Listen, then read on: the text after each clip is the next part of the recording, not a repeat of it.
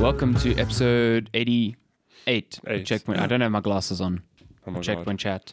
How you doing? Good. Change of environment. Just like, well, That's why you were thrown off. in the same house, in a different We've room. teleported into a whole new room, so acoustically, I don't know. It could be... Yeah, I don't know. It feels very echoey, but that's why we've got the mics that hopefully don't pick that up. Just eat your mic today, because I've increased, well, I've decreased that gain. I know, I look so soft there, but it's okay. I'll be nice and loud. No, we all good. But it's cold. It is very What cold happened? today. Yeah. Autumn just surprised us as usual. Yeah, just arrived. Like, it was Always so hot happens. the whole week, and then yesterday it rained. It looked apocalyptic yesterday. Yeah, it rained very hard yesterday. I looked out the window at work, and I was just like, when did that happen? That's a weird thing, because I'm also in a bigger building now where sometimes you'll just be working, and you look out the window, you're like, the apocalypse is happening out there. Yeah, I it's didn't like, even notice. this just started. Damn, like, it's raining. What the shit? Yeah, exactly. It was, and it was bad. Like, well, I don't know if it was the same as you, but the rain was so hard that it actually like completely destroyed visibility. Because I can normally see quite far because I'm on like a 6th floor, and it was like I could not see anything. Yeah. Well, I couldn't really see because I don't look too far out the window. Oh, okay. We don't have like the whole Santon sprawling in front of us. It's just you should try it sometime. It's real good. Just like look over Santon. Yes. But it's actually a bit annoying because so the end of the last Friday of every month, my office has like a themed party. Oh, is that why you knocked off at like 12 yesterday? No, we didn't knock off. We just got served Soweto Gold at 12, which is great. Like, but it was funny because so how my office does it is we break up they allocate the whole company into teams, and every month a team like is responsible. They get given a budget. They have to come up with a theme and then run a party for that Friday, okay, which that's is pretty cool. cool. Okay. So yesterday's party was basically like a love letter to Johannesburg, like a I love Josie party. So for example, for lunch we had Joe Burgers, which is great. What's Joe Burgers? Just a name for normal burger. Oh, is it? Okay, I had no idea that was a thing. So it's just like that's how it was themed. Okay. So obviously, I think I saw Noel post a picture of the burger. That looked really good. Really good. It looked like a really good So burger. we moved into a new building the beginning of this year, and like there's way more space now. We've got a whole rooftop which we've been dying to actually use for a party, whatever. But one of the colleagues on my team was on my actual Microsoft team was on the Rare team who were responsible for running this party. She was saying that she saw on Monday that the weather was going to be bad, like it was predicted. And generally, I'm like, yeah, but the weather app, it doesn't matter what you use, generally like not the most reliable thing. But she did say that she warned the team saying like, hey, what happens if it rains? Like we can't have the party on the rooftop.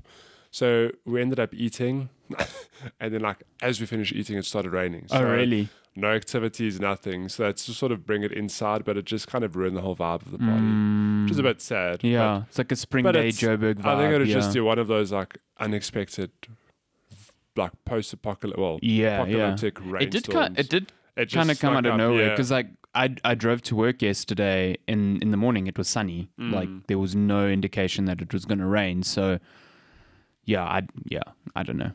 It was bad. One of my colleagues, he showed us a video from his parents' place. So if I understood the video correctly, their entrance hall is like a stairway down. Stairway to heaven. Yeah. Stairway to heaven. Stairway down to their front door, whatever. The video they sent, it was like a waterfall. Oh, hectic. Cascading water down. And then like an hour later, he showed us a photo that his dad had sent. The windows were, I suppose, like you could see about 3 or 4 centimeters of water up against the window. What? Yeah, it was like, they were going to flood flooding, the house. yeah. And it's not funny, but it's funny. They're goldfish from their pond. You could see them up against the window just swimming. No. So it was like, they'll be fine because obviously when the rain stops, they'll probably catch them and put them back. But it's just amazing to be like, whoa, that's a lot of rain. Is that our goldfish? It's like, wow, our aquarium got an upgrade. I didn't realize it. It's like, shit, this whole downstairs area is now my God. Big tank. Jesus. Yeah, it is hectic. I guess I never thought of that. Like if you have a pond with like koi fish and it starts like heavily overflowing. But like Lenska said, Will they just jump out? She was like, well, surely the fish would swim down. Like, but how does the fish know? I mean, it's just swimming. It sees it. I mean, the water level's a bit higher. It doesn't know that it's going to fall out, whatever. I don't know. I'm not a fish. Is your koi fish back in its... It's fine, yeah. Okay. Oh, yeah, because you're there last week. I saw it. It was in that bucket while the thing was back in the pond, transplanted. Yeah. I think that they're going to go get some friends today. Imagine how confined a bucket must be for the fish. It's just like 1 lap, 2 laps. I don't know. Oh, my God. I've always heard, and I don't know how true this is, that fish have awful memory. Oh, so I don't know if it's a matter of people say that so that you don't think you're being as cruel by keeping them in like a confined space. Awful memory. They won't remember this. No, but legitimately, like think of Dory from Finding Nemo. As far as I know, fish are actually like that, where they've got very bad memory. So them swimming in a tank is like. I mean, yeah, it it's not like I've always heard that about goldfish. I don't know about general fish. Yeah, but I mean the fish that my in-laws have is basically a goldfish. I thought it was like a koi. I don't know if it is a koi. It is getting. It looked big. very orange, and it was much bigger than a goldfish. Yeah, so well, maybe goldfish I've ever seen. Put it that way. So I don't know. Point is, I don't know if it's going like, oh my God, I'm in this tight container, or it's like, huh. What a cool looking wall. There's a lap. Huh. What a cool looking wall. Imagine that being your existence. That'd be kind of everything's just new all the time. Like I'm hungry. Look at that wall. I'm hungry. Yeah, exactly. Look at that wall. Okay, well to be fair, I'm like that. I could just carry on eating like that. So maybe I'm a goldfish, yeah. Let me look at Twitter. I'm hungry again, yeah. Fuck. This checkpoint chat, we aren't goldfish and we do remember to talk about games now and then. I think I sound nasally again. Yeah, you're going to get shit on the reviews. 4 out of 5 only because 4 to 5. 1 star because that one dude was nasally. And his name was Matty. It's fine. Matty's sick. I don't have flu. It's like it's been a borderline flu and it's really frustrating. I'd rather just have a day of being like ill in bed rather than it's like been since like last weekend. Yeah, it's like 5 days of me just being congested. No, it's the worst. I hate it so much. But look at how dedicated you are. You're here recording the podcast. Ran all the way from our place. Well, I fucking hope you didn't. Jesus, that's a far. What is that, like 40 Ks? I think it's 35, 40 Ks. I mean, you could run that. You'd be super unhappy when you got here, but you could do it. Ill. You'd also have to leave at like 4. Shit, so I'd have to leave at like 3, 4. Yeah, 3 in the morning. How long does it take you to run 42K? My best time's like 4 hours 40, I think. Jesus. Yeah, if you're my brother, you can do it in like under 4 hours. Okay. If you're the winning runner, you do it in I'm trying to think of how you'd even get you with the run. It would probably have to be longer. Yeah. Well, you could go through Bedford. No. But then as soon as you reach the end of Bedford and Edenville gets fucking dodgy. No, I would just straight. I know it's highly illegal. Run on the highway. Run on the highway. Incredibly illegal. Most direct way. Yeah. Very illegal. I run in the. You might die. I might die. I'll run into oncoming traffic. It's fine. You definitely will die. My God. You don't know that. You don't know how quick I am. You may. Oh, that hill coming up past Edenvale turnoff. You know the one where it's like you've just gone past Kaluli's. Now you pass Edenvale turnoff. And then it's just this like uphill. Oh my God, yeah. I know exactly what and that goes about. For like a K. It's long. And it's a steep. I have to change gears in my car. Whoa, that's hard. I have to change. I have to downshift to get up in that hill, yeah. Yeah, it's super steep. But we did that Pirates half marathon. The really hard one you said. I don't care for hills. Like, oh, really? Those hills were insane. Running up Northcliffe was... Yeah, it was quite a challenge. But you've done the 2 oceans, right? No, I've only done the half 2 oceans. Okay, no, but you run. So do you run up Chapman's Peak? Not in the half. Oh, is it? Maybe in the full 56. I actually have no idea. I know that you do that on the Argus. You cycle up Chapman's That's Peak. why I was wondering if they do the 2 oceans. I have a feeling you do run up it. Maybe down it. Because that is I know at least for the Argus, that is like one of the hardest. That's a big hill, yeah. It's that, and then there's the mount. I think it's Sekobosi, the mountain. It's like Chapman's Peak, little bit of respite, straight into another massive mountain. But then you go straight down. Well, you've done the Argus, eh? No, never done the Argus. You did the 947. Yes. But yeah, the thing with cycling is that you get those hills, it's up, but then you get the down hills and you just chill. Well, Yeah, you running don't is chill, not but like that. Running, yeah. you can't just stand still and roll down the hill. Yeah. You still have to actually run. down Like the hill. the running downhill is definitely easier, but It's way it easier. is also like a bit of hell on your knees. Like it does, but it's also like most of the time that's where you make up time, so you're pushing on the downhill. Or at least that's how I run. No, I think that's how a lot of people run. I try to maintain my pace as much as I can on an uphill, but downhill is where I actually make my time back. Yeah. You just speed along. Goddamn. When's the last time Should you just ran? have like running shoes with integrated Heelys. So on downhills you just go. You know what balance you'd need to go down a hill with Heelys? Do you know how much speed you'd pick up? I think it would No, actually no, be fucking it'd be terrifying. dangerous. You'd yeah, die. you'd be. How would you stop yourself? You like start healing down the hill and you go, It's actually giving me anxiety thinking about going down a hill like that, just with like rollerblades or something, Yeah, and then like having to shit. stop. I think you just have to crash to the people below you. Nah, That's the easiest solution. that, That's the easiest solution. sure, yeah, just fuck up Yeah, everyone it's else's easy, race. exactly, Yeah. man. Video games. We talk about them. Sometimes. I'll It's been start very quite quickly quiet because week. this is the weird thing is like I have games to play. Like You've just been busy. like Dreams. I seriously want to get stuck into Dreams, but I just haven't had the time because I had to finish Wolcen this week, which Christopher Wolcen simulator. Christopher Walken simulator, and I wrote the review for GameSpot. I gave it a 4 out of 10. Why? Tell us why you gave it a 4. Man, okay, so the further I got into that game, the more like broken as hell it started like showing itself to be. So like the game starts getting, well, the bosses are only really the hard points, but they're the ones where I like have to really think about my build and think about, okay, how is everything connecting? How's it all working together?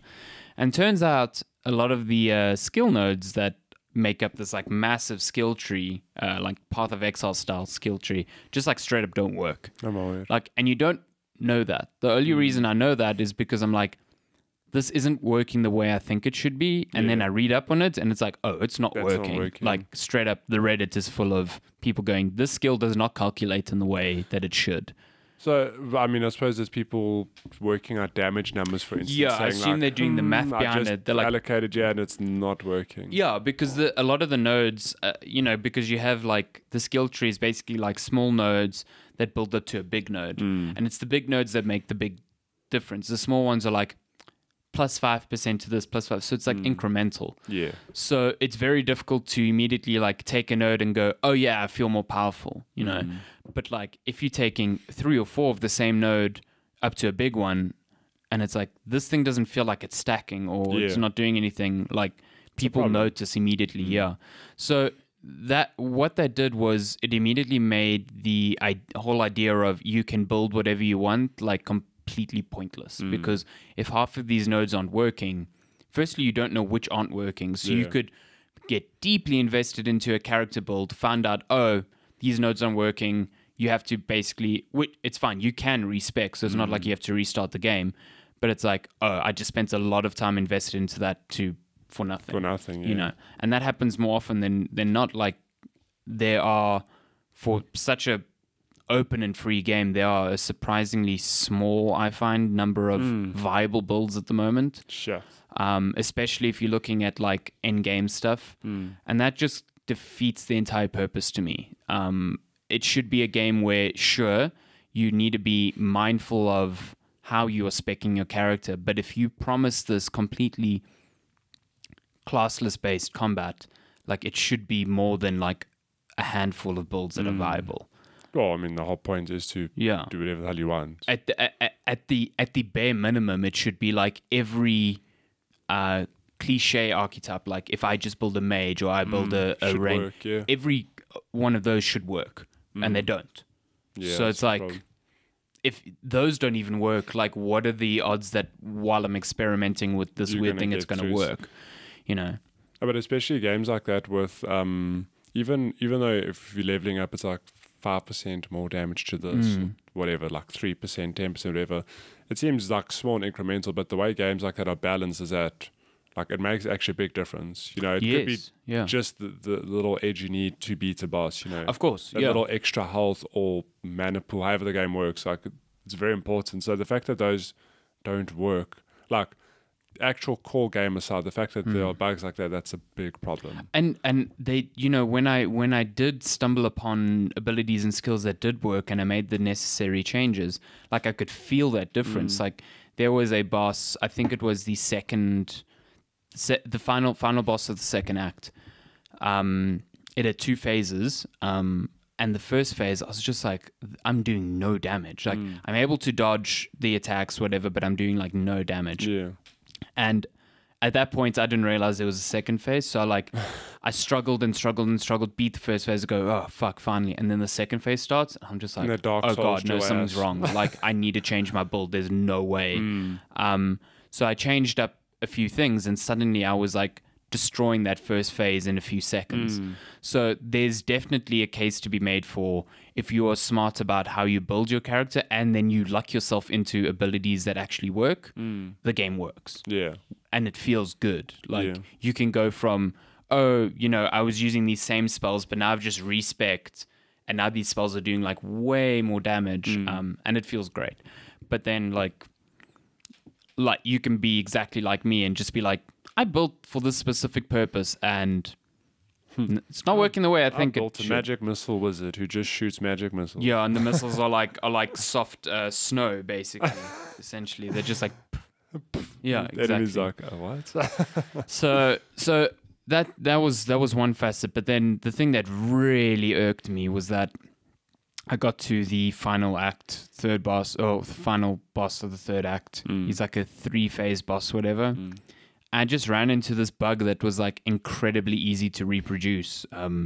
Basically, if I did damage to him at any point during this like transformation animation he does pretty frequently during the fights, he would just soft lock. He would stop moving and he would be invincible, and I'd have to force quit to the menu and restart the fight. I wondered where that when he locks, he becomes invincible. Yeah. Like that. It's a weird thing. There is a way to do damage to him. There are these other like, they look like little balls around because it's like in this arena that you can hit, because if you hit it enough, it like stuns people around or whatever. And the spell I had did like bounce damage. So once I hit something, it bounced to other nearby enemies. Yeah. So I would click and fire on this ball, and it would bounce to him, and maybe 1 in every 5 he would take damage. But that was just my basic attack. Yeah. So I'd sit, if I stuck with that, I'd be there for hours, literally for hours. Shit. Because that's nowhere near what the damage I'm meant to do. So yeah, but, and like I just thinking about the I suppose the back end, if you want to call it that. Why did they make the boss invincible when he whatever soft locks? Like I don't know. Is it a thing of like they knew there was a bug and then? I think what's meant to happen is I think during that transformation animation he's meant to be invincible, and then it just doesn't. And I think something goes wrong where it's like he takes damage and then whatever system they've written is just like he's meant to be invincible. And then it never breaks him out of that state. Okay, that makes more sense. So I think what happens is the game never realizes that he's finished the animation. Yeah. So he's just like... He's just stuck in it. Yeah, he's just stuck. So the reason I ask is, having finished Dark Souls 3 now, one of my favorite things to do after finishing a game is watch people speedrun it. So one of the bosses, the way people beat in Dark Souls is that, when... you fight a boss, there's a fog of war, whatever, or like a fog wall. That little fog wall, yeah. So the one, I think it's the only boss in the game, what they do is they do like a specific move, quit out the game, load back in, and then the fog wall hasn't loaded. Because the fog wall hasn't loaded, the boss doesn't move. It just sits there, sits there. So it hasn't triggered like, okay, the fight has started. They can still damage it though, and that's how they kill it. Oh, really? Yeah. So they just cheese it in that manner? It's the only boss that I can remember that they like soft lock it. Is it just the one boss? It's just the one boss. Other ones, I don't know if maybe they can't trigger it the same way, but this one, it's a weird thing of like they stand in a very specific spot. Yeah. I think they do like an R2 attack, they hold it and they lunge, and the moment they lunge, they like quit out the game, load back in, and then the fog wall hasn't loaded. So then the boss just soft locks. So it's like very easy to kill. But it's not invincible. It shows you that the boss is intrinsically tied to that wall. Like there is some trigger on that wall that is like, cool, activate. Yeah. Games are cool. Yeah, I just love watching speedruns. Even more for that than that, just how people figure this shit out, I don't know. Like one of the speedruns I watched, the dude like clips through the wall, and it's almost like a first-person camera. Oh. And they just run to like another area, and then they kill the boss from beneath. Like they're not on the floor, they're beneath the floor, and the boss has a tail. So they just like attack the tail and they kill it. So I'm like, who figured this out? What the fuck? It's so weird, but it's so enjoyable. Huh. So that game can be finished in like 30 minutes. There's a great series you should watch on IGN. Actually runs it. They get like some of the best speedruns for a bunch of games, and then they get the developers of said game to watch the speedruns and react to it. Okay, that's cool. Which is really cool, because like I was watching some last night, and it was Crash Team Racing, and like the speedrun for Crash Team Racing isn't really utilizing any glitches. It's just like the person's incredibly good at the game and is finding shortcuts that seem impossible. Shouldn't exist, yeah. So like the developers are going, oh, I know that shortcut, and literally as I finish the sentence, I go, what? And they just go, how did he do that? Like, I didn't know you could reach that. Like, oh my God. It's like breaking the game in ways they don't expect. Yeah, that's the thing. Developers can only take the game so far. They can't account for everything. But like in Dark Souls 3, there's another glitch where it's a very specific skip where they like look at a wall, then they angle themselves, and then they jump off a cliff basically. Oh no, not they jump off a cliff, but they like land on. They sort of aim off the cliff, but they land on the land next to it. Okay, and it triggers the death cam. But the person's still alive. Okay, I know, it's like, who figures this out? So now it's like looking above them. Yeah, so it's actually looking above them or below them, and then they use that to do like a massive skip as well. But I'm like, how'd you figure it out? Like, I'm gonna look at this wall, look at this specific direction, jump, trigger the death cam. Like, I don't know how people figure that out, and that's what I find so interesting. I think it's a lot of it's just trial and error. It's trial and error. I think the community itself is so dead, and I think you have a lot of people trying certain things like. You know, I tried this for 3 hours, nothing came of it. You know, like I think one of the one I read about was Wind Waker, Legend of Zelda Wind Waker. I mean, you've played Wind Waker. No, you haven't. No. Okay, so this is, I guess, a bit of a spoiler. Okay, I won't mention. There's basically, you know, the world is like completely flooded. You realize that's actually Hyrule, and it's been flooded, and castles down in the water. And there is a way like halfway through the game where you can get to Hyrule Castle, but you need to do something before this like force field drops between it. And the biggest thing was like speedrunners were trying to find a way to skip that, to break that wall, like because that would skip half the game. Yeah. And I think it took like, I can't remember. Kotaku wrote an article about it like 6 years for someone to eventually find a skip. And someone found it. Yeah, and man, the euphoria when this guy, because he's streaming while he's doing it, he just finds a skip. He's like, what the fuck? Oh my God. It's like, that's cool. And then he was able to replicate it, and he was just like, it completely broke their game open. And since then, there've just been more and more skips being found. Yeah, because now suddenly what just thought impossible is now possible. Yeah. It just fascinates me. So like another example in Sekiro as well. Sekiro speedruns actually aren't as fun to watch because so like Dark Souls and Bloodborne runs, you still have to fight most of the bosses, or like at least a handful of bosses to get through. Just skip them? Sekiro, a lot of the bosses they just straight up skip. So a lot of the bosses are optional in that game though. Yeah. But remember, what's the one dude you fight on the horse? It's like he's the first mandatory boss. Yeah. So, but someone found a skip where you climb the one tower, you do a long jump to the wall, and you just stand on the roof of this one building near a cliff, and the boss will run off the cliff every time. And that's how they beat it. I don't know, like, it's just such a silly thing, but it's so amazing. Good. Yeah. And I'm like, who figured it out? Like, someone figured out how to get into the wall. Does he just blindly charge the tower? No, he like charges off the cliff. And and it's like, boss defeated. I'm like, what?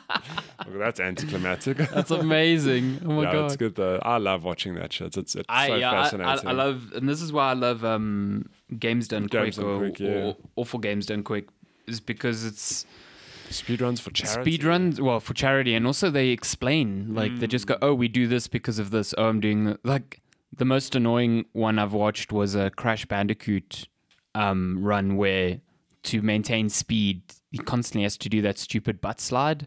Oh man, it's so annoying. Like, just after about an hour, that sound effect is so grating. Like stop it. Yeah, please stop. Anyway, Wolcen. Can't be speedrun.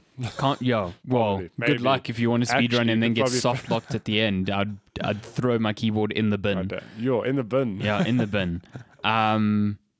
So yeah, listen, there's more things wrong with this game than just technical bugs, I think. Like, technical bugs are a bit easy to forgive because it's like, cool, it'll be fucked up now, but it can be fixed.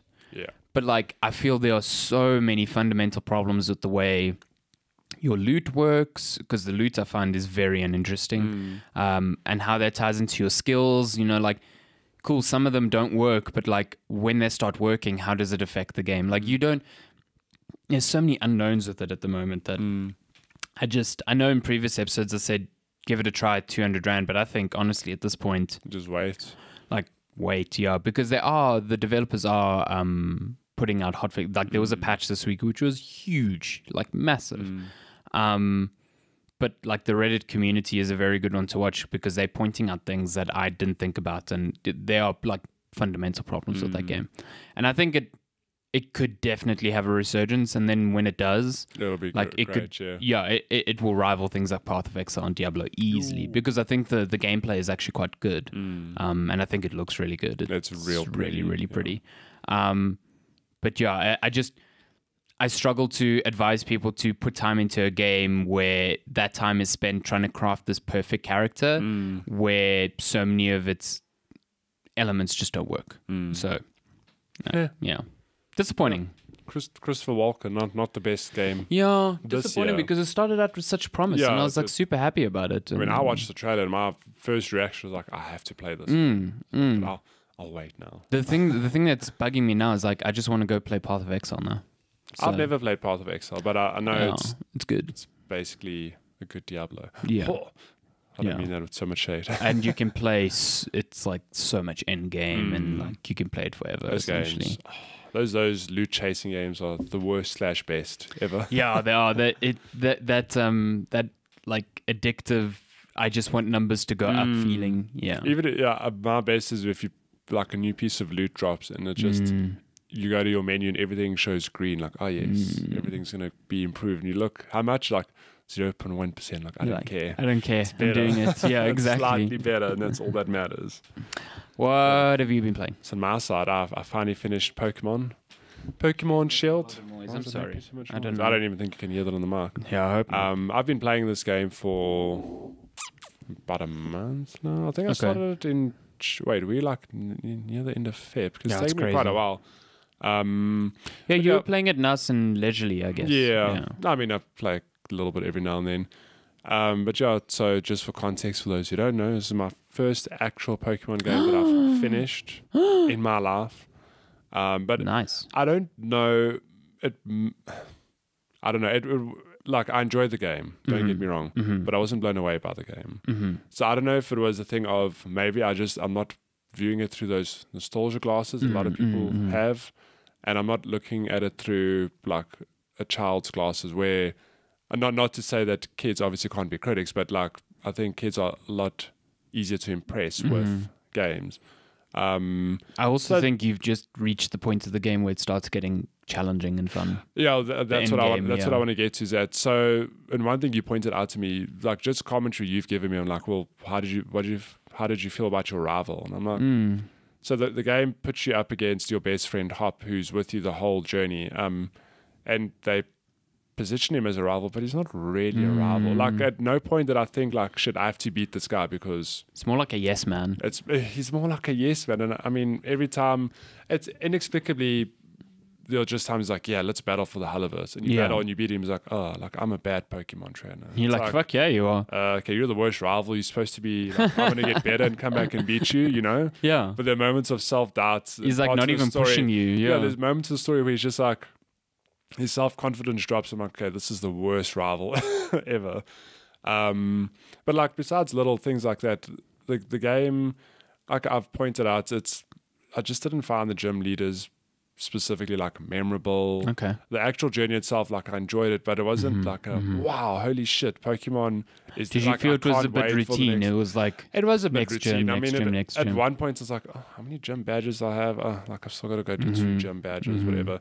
What I did find interesting was how they. This has to stop with games. Is how credits will roll and the game's not over.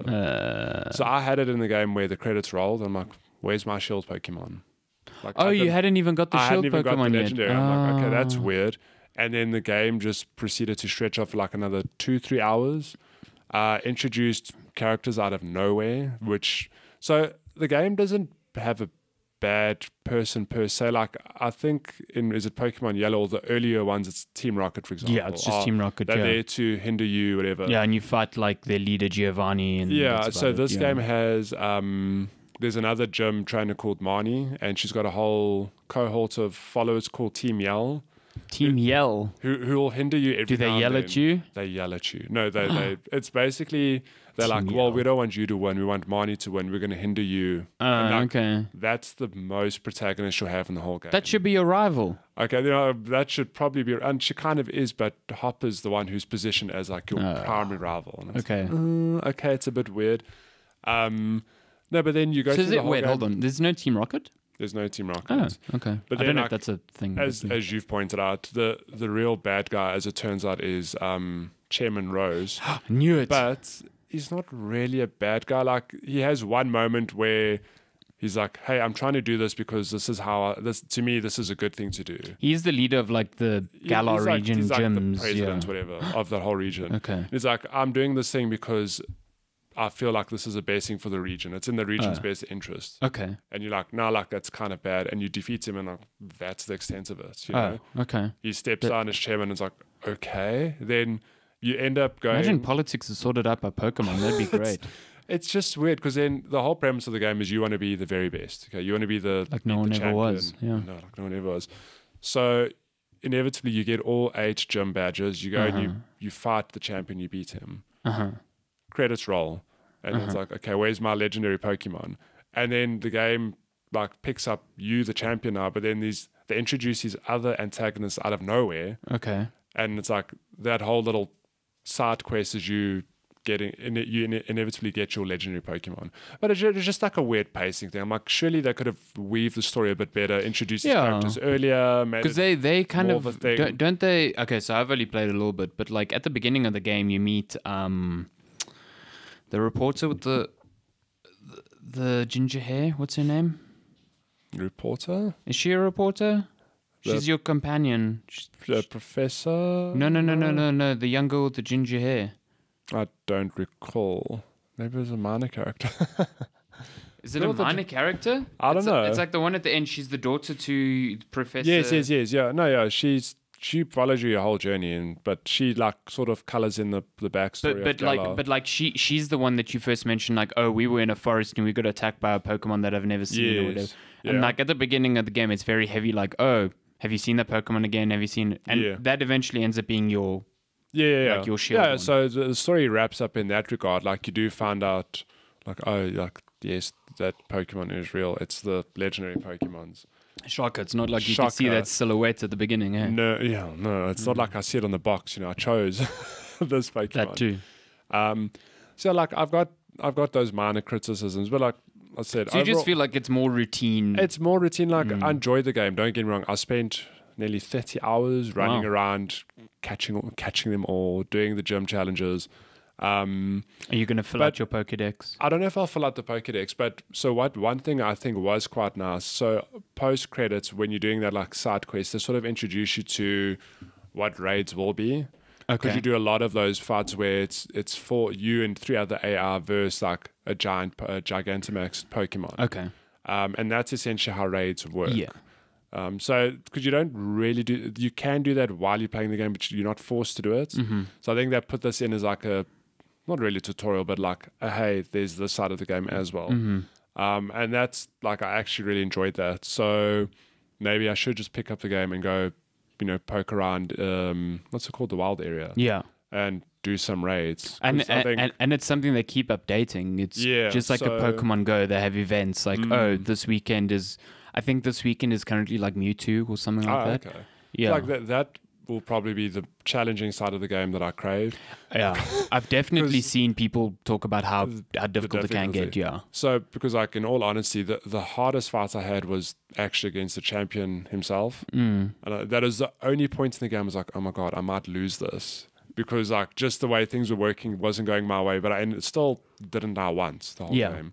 So yeah, I felt that with Let's Go Pikachu as well. It's just like I'm not really thinking about what I have to do. Like I had Pikachu the whole game, and even with type mismatches, it was just like you just walk over them. Yeah. So it's a bit like not frustrating. Like it's difficult to me to express because like I enjoyed the game, but maybe it was the wrong point to jump on Pokemon because I feel like it's not the strongest Pokemon title.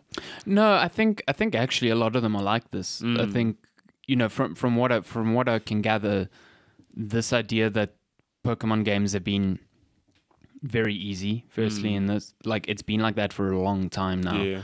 And I think the real engrossing nature of it comes with like catching, filling out your Pokedex and then your end game. And in terms of end game, this one seems to have the strongest end game. Yeah, because we're on a modern platform where online is. Yeah, exactly. Well, I mean, online's existed for many years, but Nintendo finally came to the party. And then people get into competitive, so it's like then you have to learn about breeding Pokemon and doing all of that. So it's like I wonder if that's what people are really like latching onto. Well, I think there is that side of the game, but it's almost like they should.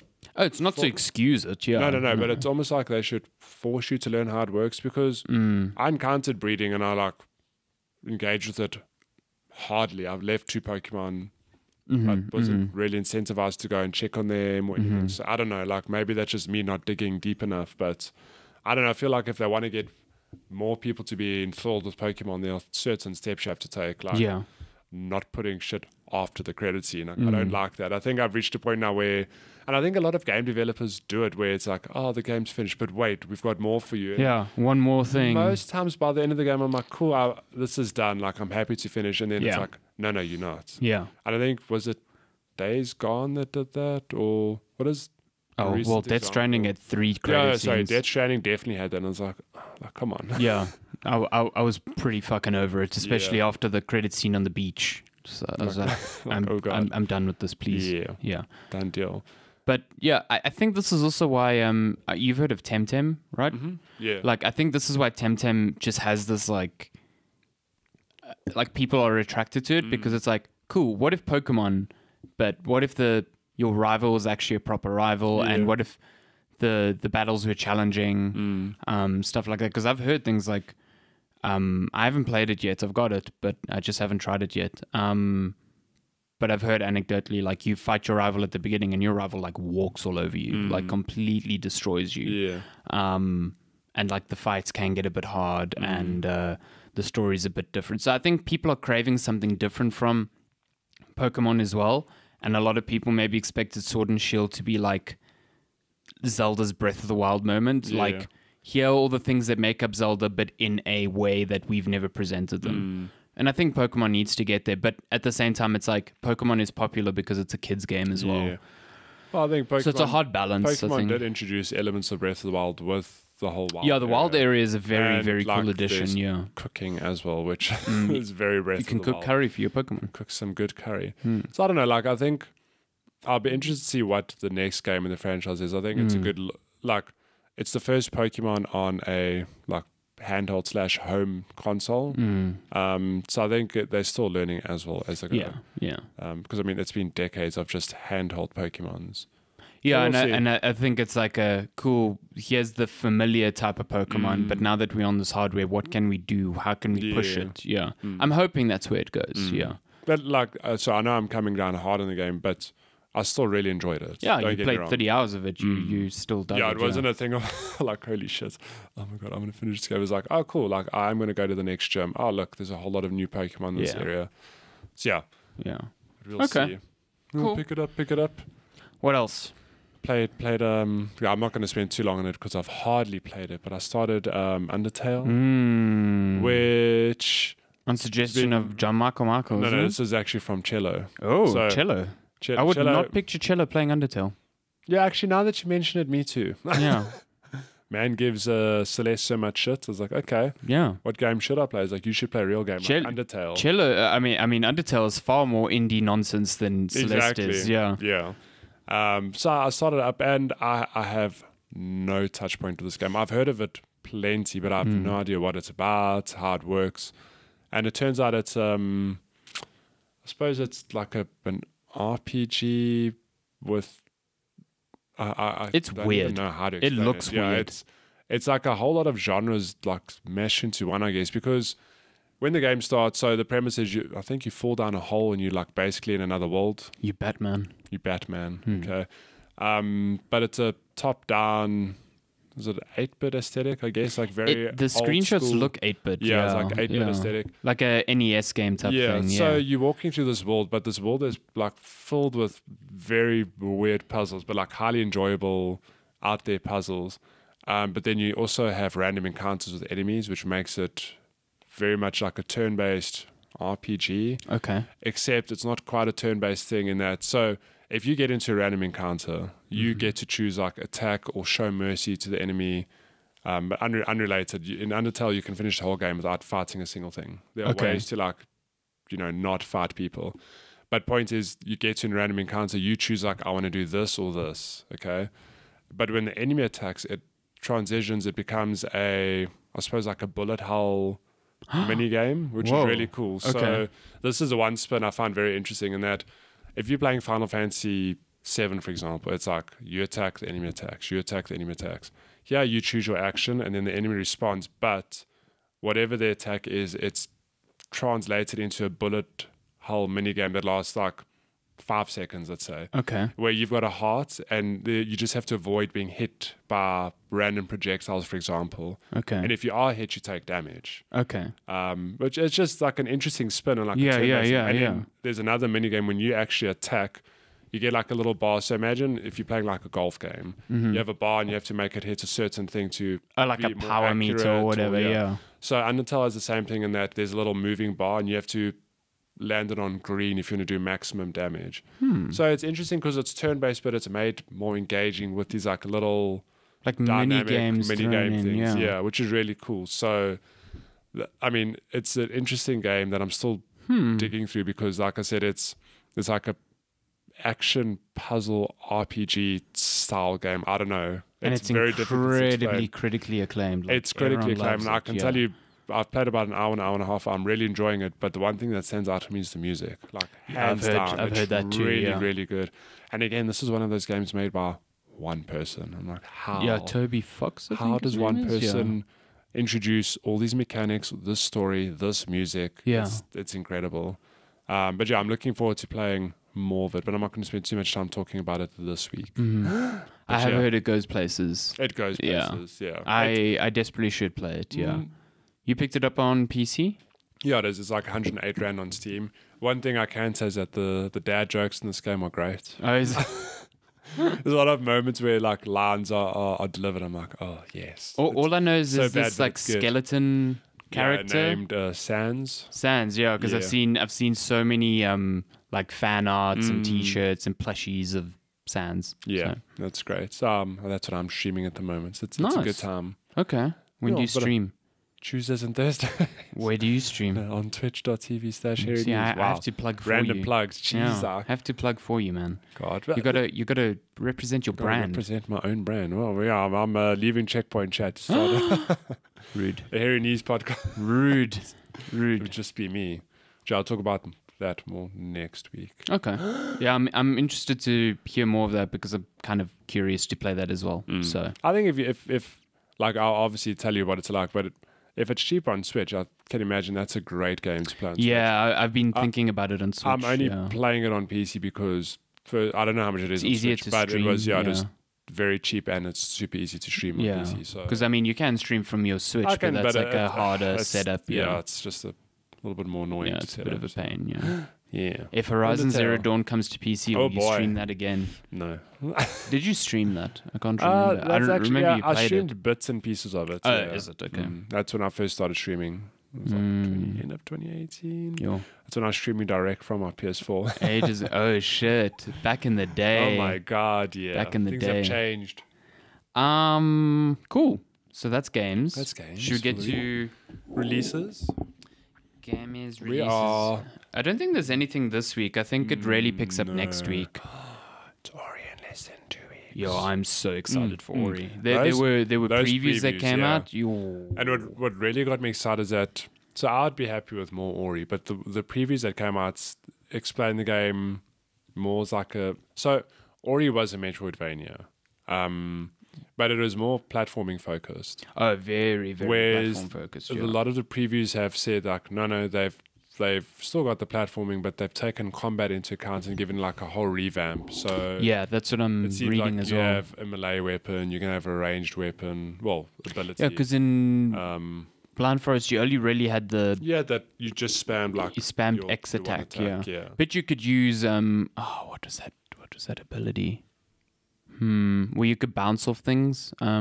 It's like, I know what it's called, but I forgot what it's called, but that felt really good because That's- you could redirect enemies into one another. sure Bash, that's the one. I'm yeah. sure that'll come back because that is such a satisfying. That ability is the one like escaping the Ginzo tree. Oh, it's yeah. God, really good, it's one of the best platforming things I've ever played in my life. So I was watching one of my friends, well, Jaden, playing Ori this week, and I'm like, I need to replay this before All of the Wisps, and I'm going to because it's so damn good. And it's also, I find it's like really palatable. It's like 10, 12 hours. Like, Yeah, I think because I've played the game before, it'll be a lot quicker. oh to yeah, get through, yeah. So. Because a lot of that game is like not really figuring like it. I never got lost in it like I did in Hollow Knight. But the map was surprisingly a lot bigger than I thought it would be. Yeah. Well, Will of the Wisps, they say the map's 3 times bigger. There's going to be side quests, which makes me think the game's going to be more Hollow Knight-esque, which is really cool. Hell, that I'm super down. Yeah. Because Hollow Knight was primo. What a game. Yeah. Where's Silksong? Release Silksong, you cowards. Yeah, I know, I want it. We're looking at games that are releasing from now, February 2019, happy leap year, to March 6th, and there's only 4. Yo, that's a lot of games. So there's Curse of the Dead Gods, Steam Curse Early them. Access, PC, March 3rd. Big one for this week, the Division 2 Warlords of New York expansion. That's the Damn. big like revamp of the game expansion, taking So it's players an back actual to New expansion. York. It's not like a little DLC drop. No, or it's anything, an expansion, sort of like akin to like Destiny's Taken okay, King, like a big or, annual thing. yeah. Okay. So players are going back to New York. Lots of gameplay changes. Like I'm actually quite keen to hop back into Division 2 and give this a go. Then we got Pokemon Mystery Dungeon Rescue Team DX on Switch. What is that game? I don't know. I've seen so much about it. I have no idea what I've it is. even looked at videos and I'm like, I still don't really understand what this Is it game a is. Pokemon game? I mean, no, It is it's a Pokemon game, but I don't know what type. what kind of Yeah, Pokemon it's a game? very different type to the core Pokemon games. I know Darren isn't like he loves the core games and he's not a huge fan of this spin-off. Yeah. But I don't know. It looks cool. Yeah. So I'm curious to give it a go. Yeah. Then the last one for the week is called Yes, Your Grace, which is sort of like, I don't know if you ever played Reigns. No, but I know. Yeah, like the Swipe left, swipe right, left, yeah. swipe right to rule a kingdom. Sort of like that, but not with the swiping mechanic. It's a bit more, I guess, in depth is maybe the word. But sort of like that, like a kingdom simulator of some sort. Yes, Your Grace. Looks very cool. And that's it. That's it. That's a light quick. release schedule. Yeah, So- because all the stuff comes out. The game the week after is like Ori and Neo, and that's a game you should play. Yeah. I don't know. That game is hard. And then we've got Doom coming soon. Doom Eternal, Crossing, Animal Crossing. Resident Evil. Actually, I'm very, very keen to try Animal Crossing. Like, when is we watched? Yeah, we watched the direct last week. yeah, like I'm like super keen. Cute. On a little island. News. A lot of news happened yesterday. GDC got postponed officially, Yeah, it is bound to happen because was just going to happen. everyone is pulling out. Yeah. So this is again just over concerns of the coronavirus. The city of San Francisco called a state of emergency over it, which seems odd to me, considering no one's infected there. But Is that where GDC is? Yeah, San Francisco, yeah. Which is why a lot of people hope it moves somewhere else, because San Francisco is so fucking expensive. So basically companies just left, right, and center were pulling out. I think last week, this time, it was only like Sony and Oculus that had pulled out.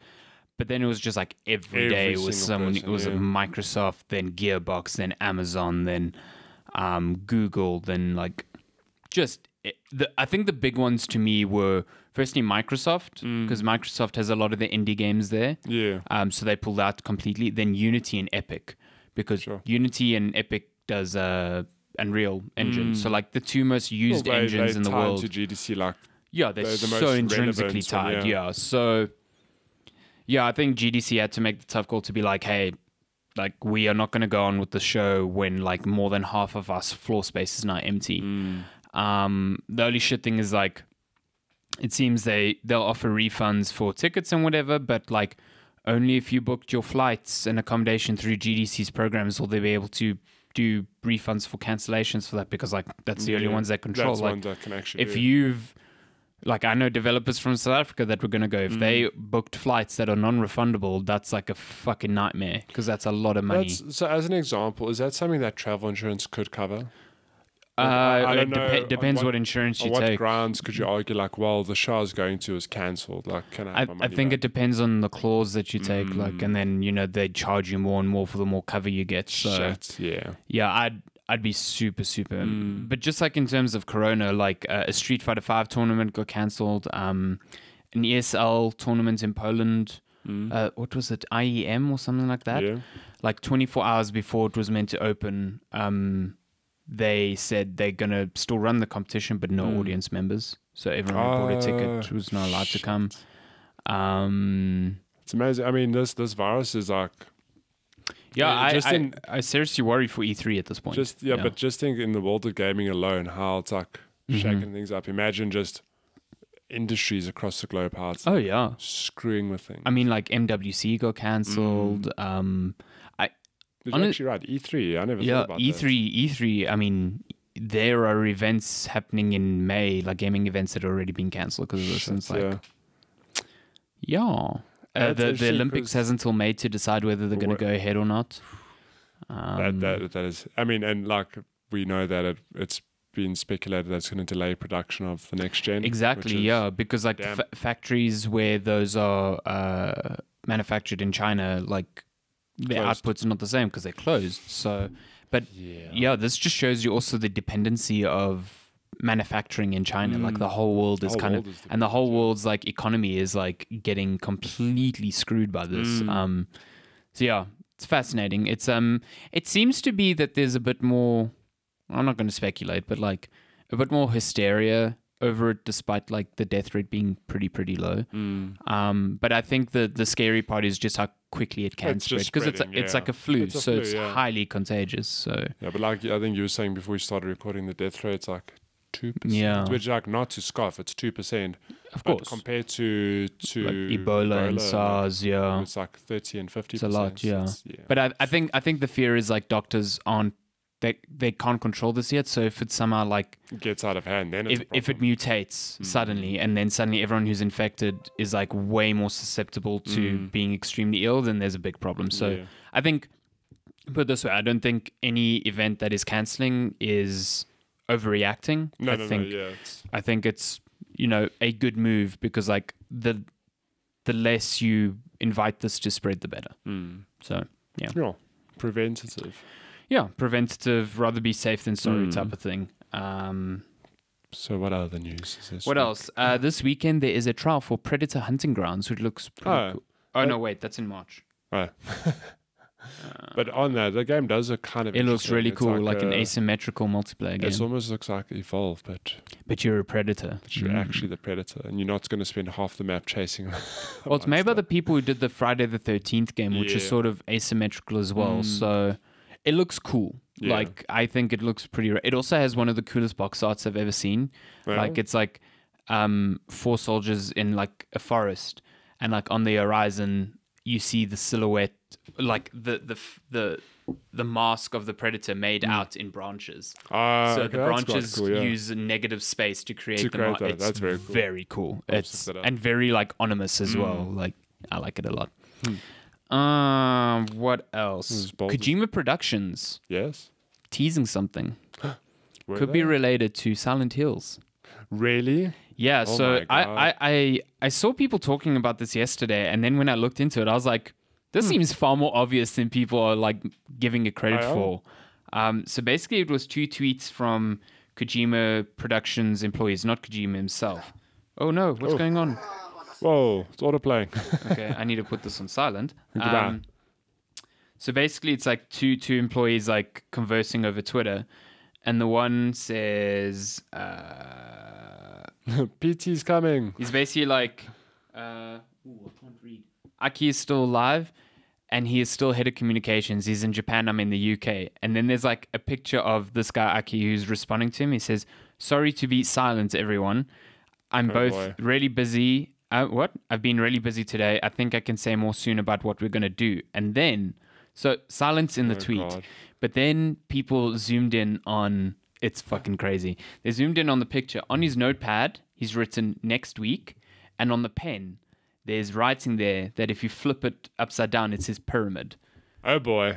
So it's like, guys, that's pretty fucking shit like obvious. that. I'm That's sorry. Like that is like peak Kojima nonsense. Like, But now, what would happen? Because say they are making a Silent Hills game. yes. Are they going to buy the rights from Konami? Because doesn't Konami have the rights to the That's game? the weird. Unless they do like something in the same vein as Silent Hills, like But they they don't continue call it with that. their PT concept, but don't call it Silent Because, Hills. yeah, like, we don't know how PT was in a tie into Silent Hill, or Silent Hills, whatever the hell it was. But they could arguably just use that same premise and just like, this takes place in random land, whatever it is.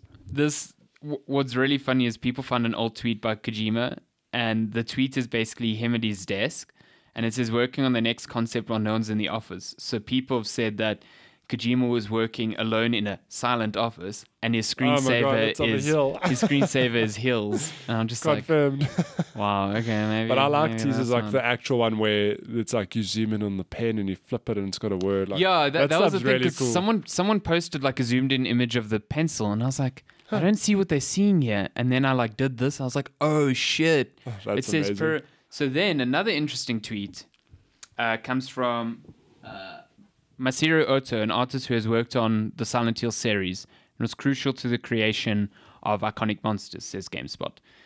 He tweeted Pyramid Head Rip on his own. It's not very much, but in 2017 he also tweeted, if I should make a new Silent Hill, I would not use Pyramid Head or kill him in its opening. Wow. Did you ever play PT? I did not, because I'm a baby.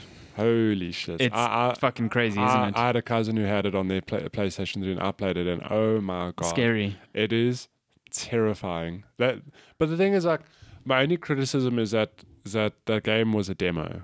And it was Yes. built specifically as that demo. So I don't know what a full-fledged game would be. Yeah, I think that was what everyone wanted to know. Like, was this How would it translate to a was full this the game sort or- of like tone of Silent Hill? Yeah. But that being said, if they could replicate that into a whole game, holy shit, Yeah. it would be terrifying. I'd cry. Oh, it initially was going to be Norman Reedus. Yeah, well, look at him now, delivering packages across America. Yep. That's But pretty so harrowing. you know the ghost from the PT demo. Her name's Lisa. Yes. You know what she looks like. Yes. People broke the demo, or they figured out I saw that. that yeah, through the whole game she's behind you the whole time. But she disappears when you turn around. She disappears. But that's why you But always hear her. You always hear her breathing, and it is terrifying. So you can hear her breathing, and you can hear like footsteps, and you like turn and nothing's there. Like, Yeah, oh it's my terrifying. god, no. It's I choose laugh. Other big news for the week was Baldur's Gate 3 got its first official gameplay reveal in the most like candid and endearing way, I thought. So they had a panel at PAX East, Yeah. and Larian Studios was just like, we don't have pre-rendered gameplay or whatever, we're just going to play. And just to kind of show you how our system can be very random. So like Baldur's Gate is like D&D, obviously.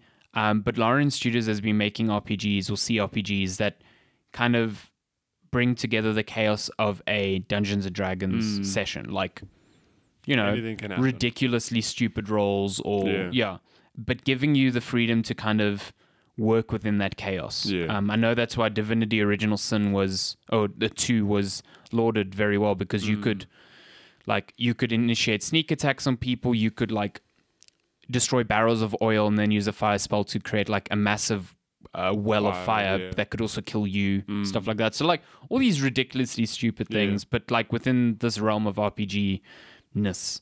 So Baldur's Gate 3 looks a lot like that.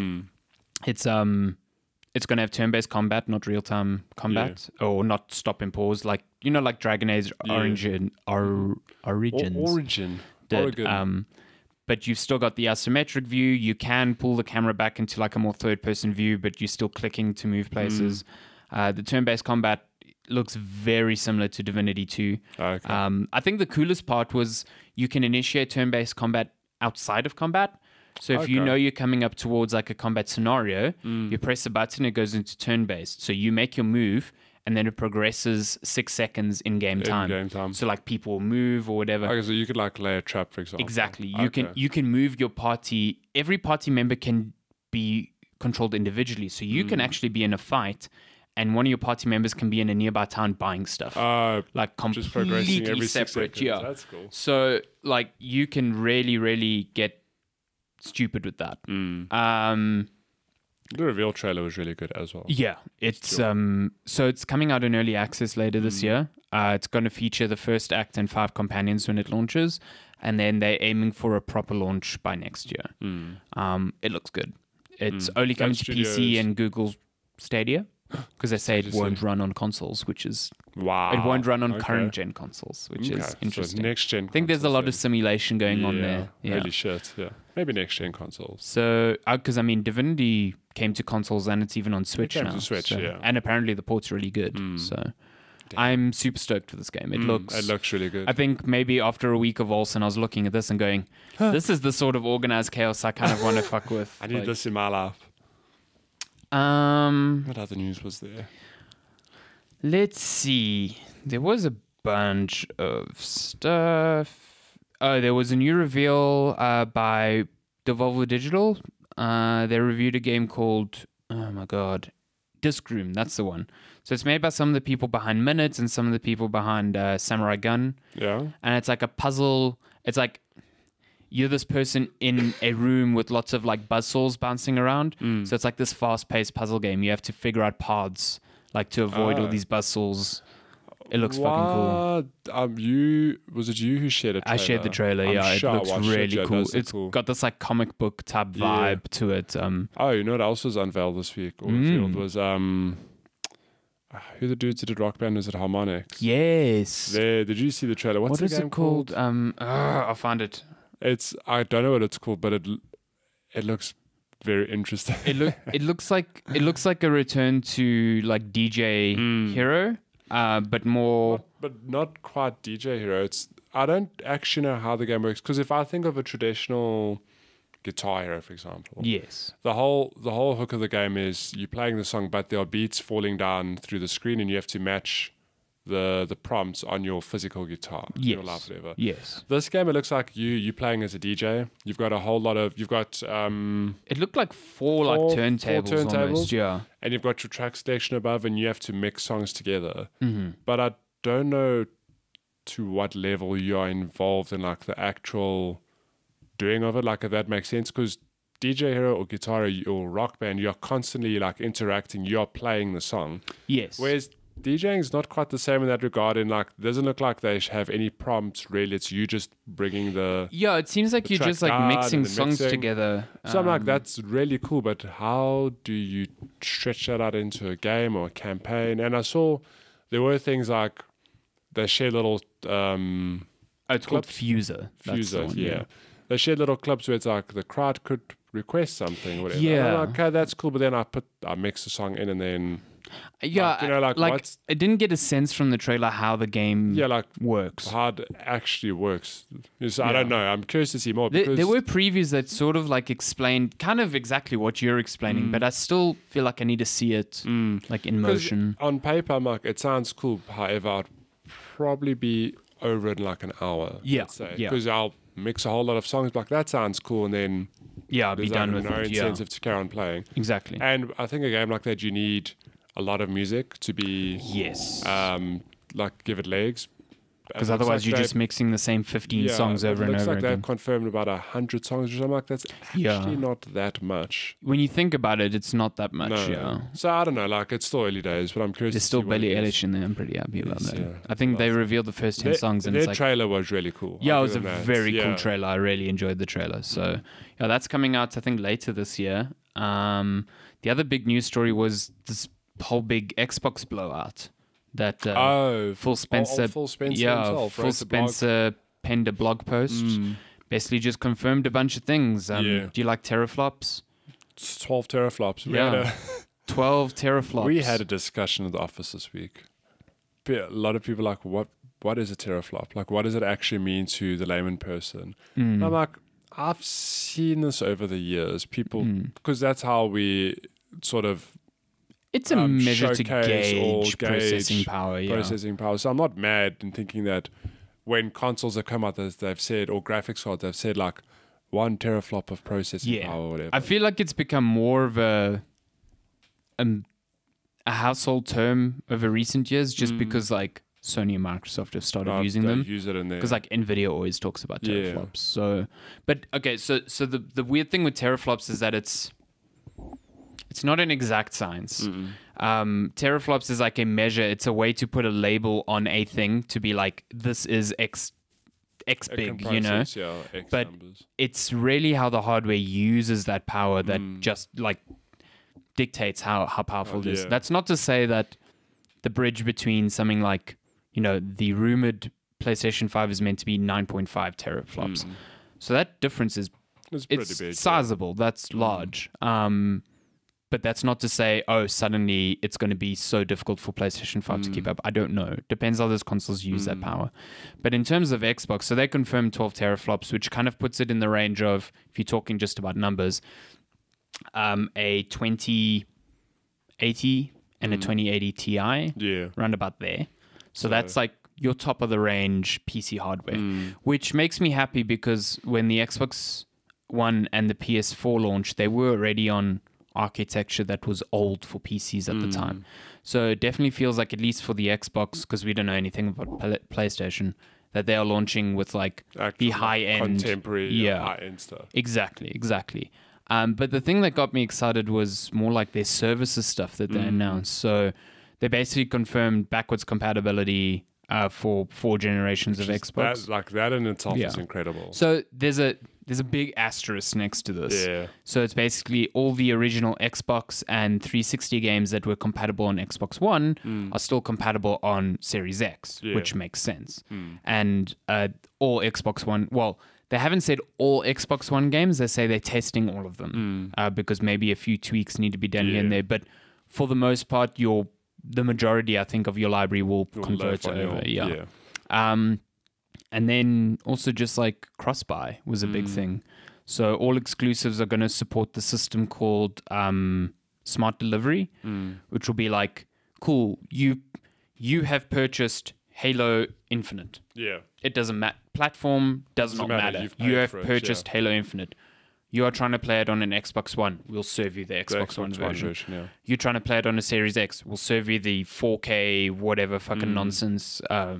It's like, so if I don't upgrade to a Series X at the end of this year and I buy Halo Infinite for Xbox One, because it is coming to Xbox One, when I eventually upgrade, I will just have the game, which is awesome. Like, I think a lot of people take it for granted. People going, "Oh, we knew that." It's like, no, you take it for granted how big of a deal this is, because like this generation, okay, for technical reasons, this generation was laden with like remasters and stuff, but this just kind of like changes the game with like, so what does it mean? Like, what does Halo Infinite look like in a box? Does it say Xbox One? Does it say Series X? Does it just say Xbox? It's going to say Xbox, I think. You know, because now suddenly Microsoft is kind of saying like generations don't matter. And there will be a point where eventually it's like this game only runs on Series X. In the same way like your iPad. It's our phones, yeah. Yeah, exactly. Like you scroll down and it goes compatible with X, Y, and Z phones, you know, and eventually the slow ones start dropping off because of course they do. Yeah. So I think that's eventually what will happen. The big thing to me was like Microsoft said, cool, we're opening up this we're not forcing third parties into this because they can't. Yeah. They really can't. But we're opening up this and CD Projekt Red were like very, very quick to be like, Cyberpunk supports it's this. Gonna be, yeah. Which, I mean, just think about maybe people who aren't realizing what a big deal this is, forget what it was like last gen. It was a thing of, okay, I've got my PS3, but the PS4's coming. This game's coming out this year, though. Should I buy it now? Is it going to make an appearance on the next console? Like, it was even now, before Xbox did this thing, it was like, okay, I want to buy Cyberpunk.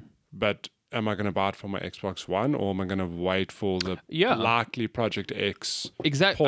I mean, a lot of people like that, especially when Cyberpunk got delayed. They're like, well, I'm just going to wait for it on next gen. Now it doesn't matter. You can buy it. Matter. You can play it now and then just pick it up on your X, whatever, which is really, it's a big deal. Like, that means, so the way I see it is this, and that if you are a shooter, and it is sad for shooters who maybe do want to like do HD remaster or 4K remasters, whatever, they can't really do that anymore because it'll look real, it'll be a real bad look. Yes. So if The Last of Us 2 comes out now and then next year Sony say, hey, here's the 4K version, but it's going to cost you $60.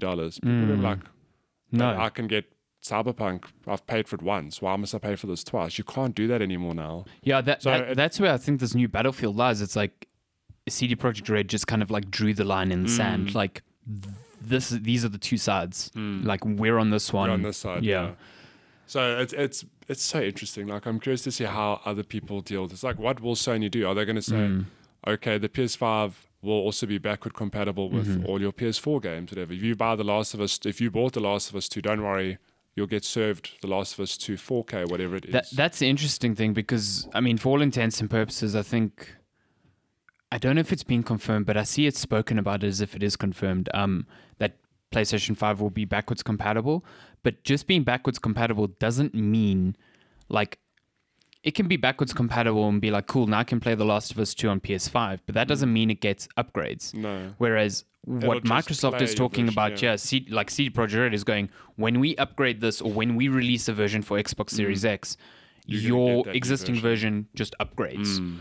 And with Microsoft's system, you get served the version that fits your console. Yeah, I mean, this isn't, in my understanding, it's not like an Xbox 360 compatible thing of like, I own Gears 1, I want to play it on my Series X. I'm not going to suddenly get a 4K. Exactly. It just it's going to run. It's going to run better because, like, hey, it's on faster hardware or whatever. But the modern games like Cyberpunk are going to have separate versions. It's the exact same. I think why people don't see this as a big deal is because it's been happening already with like these incremental. So like your Xbox One X and your PS4 Pro. There are a lot of games that came out and said, we've got your PS4 Pro patch or your Xbox One X patch. But that's the same gen, though. It's the same gen, but it's kind of the same idea because it's like, here's this console that is much faster than the previous one, that is capable of better frame rate, better resolution, this and that. So it's that exact idea. And I think that's why people are like, why is this so special? It's like, yeah, this has happened, but only within the same gen. Like this cross-gen changes the game a little bit. Yeah. But I think it is in that exact vein. I think a lot of companies will be like, well, you can play our game via backwards compatibility, but it's too much work for us to upgrade. Air quotes, upgrade it. So you can still play it, but we're not putting in the work to upgrade it for free. Yeah. Essentially. And I think that's where this like weird thing is, as long as people are able to continue playing their games, I think as long as I can buy a game on PS4 if I haven't upgraded yet or on Xbox One and know that I will have access to it on the next console, I'm happy. Yeah. It doesn't really matter to me if it's upgraded visually or not. Yeah. Just having access to it is good because I hated buying The Last of Us on PS3, And then- and then like a year later, it's like, oh, here's a PS4 Here's a version. PS4 It's like version, yeah. $60. It's like, God, what the fuck, guys? Wow. Yeah. I like this. So yeah, it's a big deal. And now we just need a PlayStation to actually tell us more about. Yeah, the PS5. I'm super.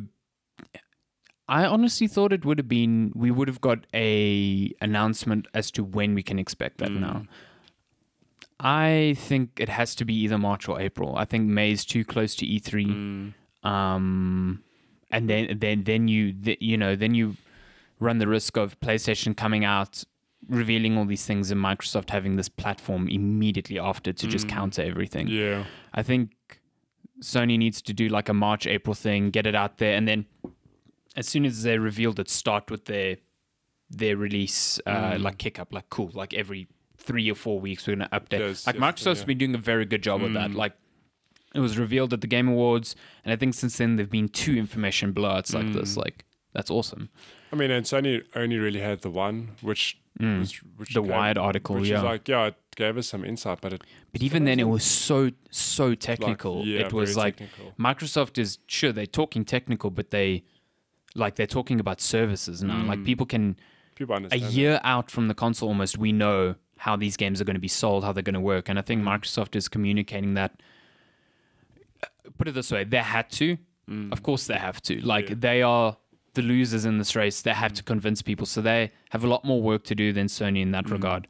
But if I compare it to how they rolled out the Xbox One information, it's like night It's and day completely difference, and I really like what And they're doing. I really think that next gen, like Microsoft, is in such a good position. Oh yeah, Which it's such a funny thing. Like it makes me worry for Sony. yeah. Because- I mean, Like PS3, Sony had a slow start, but they still came back strong. PS4 obviously dominated, but when you think about the future of gaming, when it's streaming and services, that like Xbox has all the infrastructure. They're saying the right things. right now the only thing Sony has going for it in terms of the rumor details is price. Like It's price and Yeah. like the only price other and thing- exclusives. I'm not gonna discount that. But at the same time, exclusives like Microsoft is going, cool. We have exclusives, but they're on PC as well.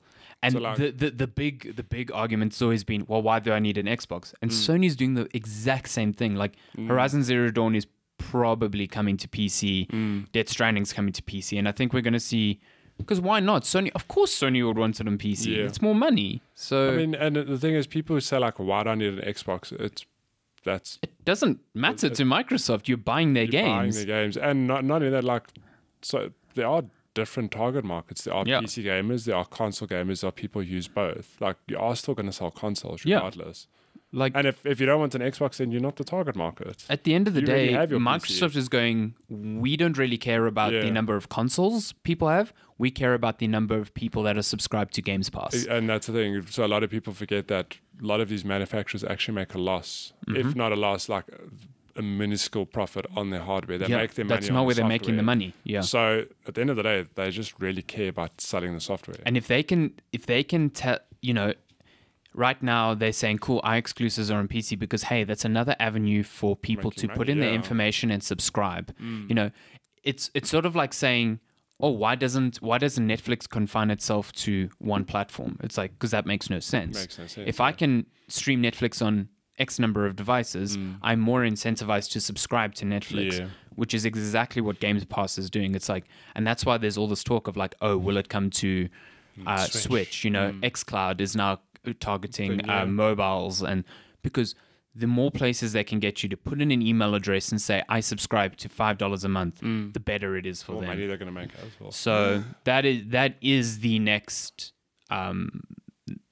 That's where the next fights are going to happen, and that's where Sony seems so behind. They're very behind. They just, I have no doubt that they're working on something, but there's What no is it? communication Yeah. on that. Like their streaming is not, they don't have a streaming service that kind of competes with xCloud at the xCloud, yeah. moment, and then they don't have Games Pass. And like, to me, I've already seen a lot of people going, I will buy Xbox because think about on the day you pick up an Xbox Series X, you subscribe to Game Pass, you so suddenly many games. have the entire launch lineup, all the exclusives you have on day one, Yeah.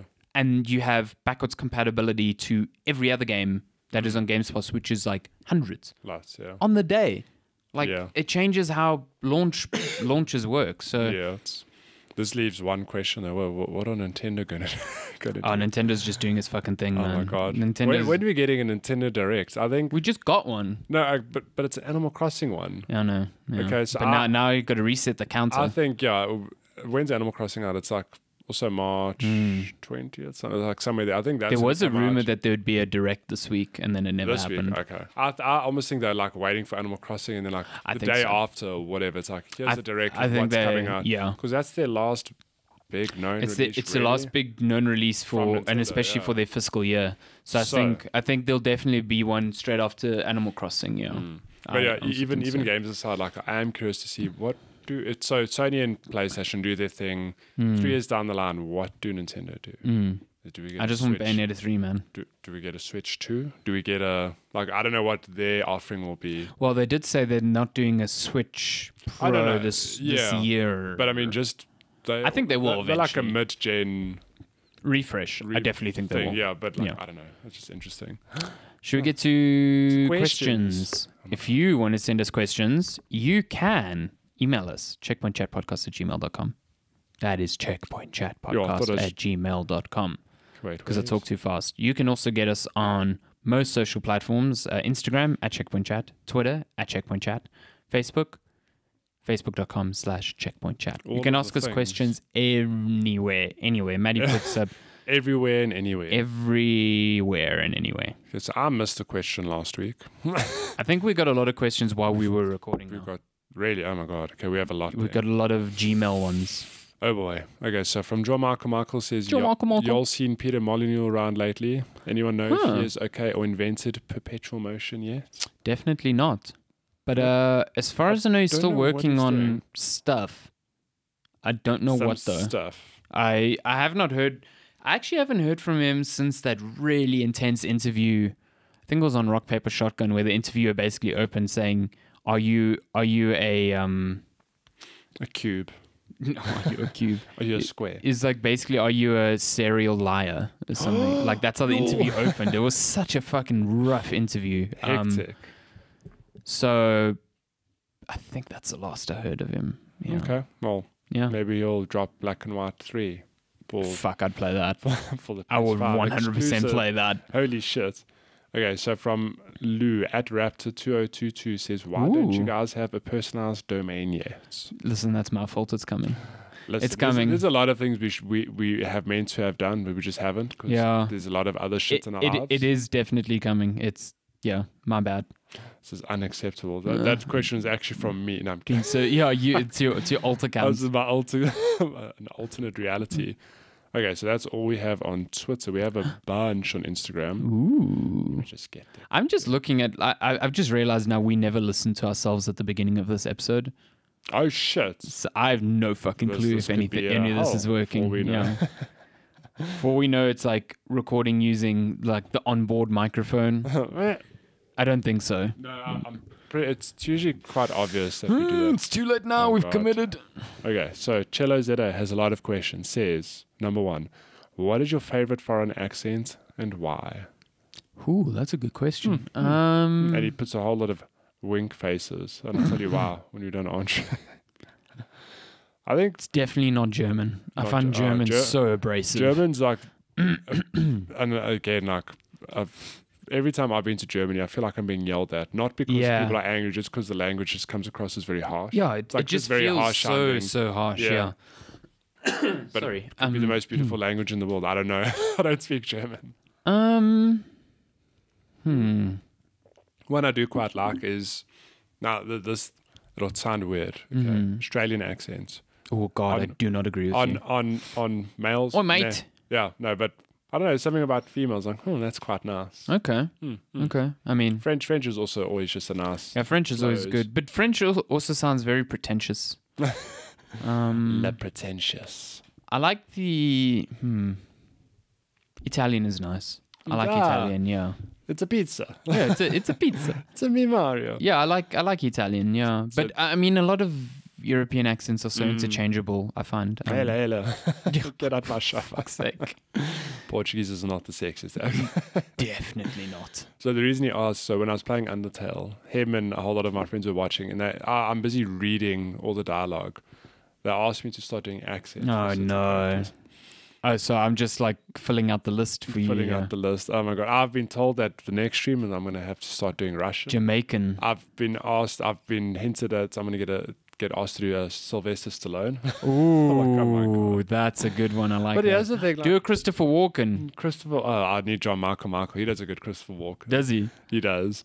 But the thing is, when you're doing an accent, like if I had to study to do an Australian accent, for example, you'd maybe have a line in mind of like, oh, like good day, mate. Whatever. Yeah, you just do the cliche nonsense. However, when you're reading something and you have to do the accent, it's like it's completely not easy. Yeah. I like blanks. I was like, at one point, it's like, okay, this character has to be British from now on. I was like, okay, British accents. I was like, Oi, governor. what does a British accent I needed to think about it. Yeah. But it's been a lot of fun. So I definitely need to watch this stream now. Oh God. Okay, Vida or Seattle? Seattle. Depends what I'm buying. Okay. If it's normal coffee, Seattle, any day. If it's like a freezer, Vida. Yeah. Seattle. Would you I rather love Seattle. Oh. Would you rather want to go to EVO the International or a CS:GO Major? I don't really like either, so I'd No, rather there's watch three. fighting So games. There's EVO, the International. So the International is in Dota or CS:GO. Oh, international, 100%. Look, vibe of that thing, I've lost yo.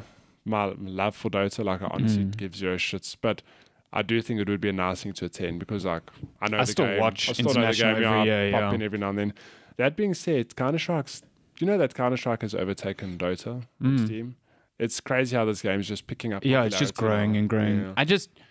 I don't know the game enough to really enjoy watching it, which is kind of weird to say when I don't understand Dota and I still watch The it. But Counter-Strike's pretty straightforward. It's like they have to plant the bomb, defuse the bomb.